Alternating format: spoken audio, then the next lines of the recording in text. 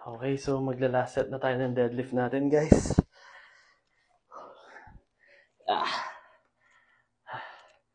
Talagang medyo na-struggle tayo sa pagdating sa form and sa bigat, or baka hirap lang talaga yung legs din natin. Pero pa-practicein natin to lagi.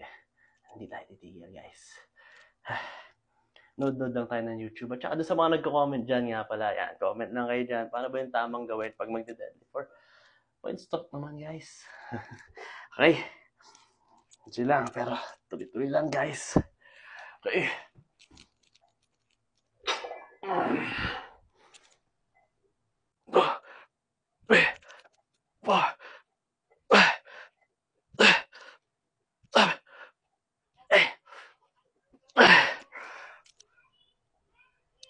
Uy.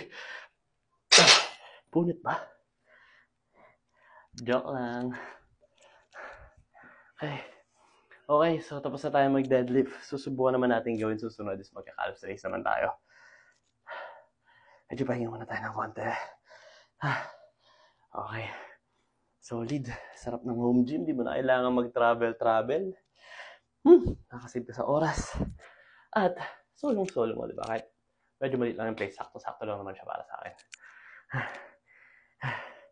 At iwas gastos na din kasi okay na to.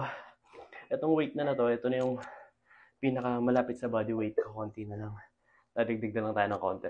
Yung kasi yung idea ko. Yung kasi yung gusto kong mangyari. Makapag-bench, deadlift, squat, ng puro body weight na lahat. Goals. Let's go! Kaya natin to.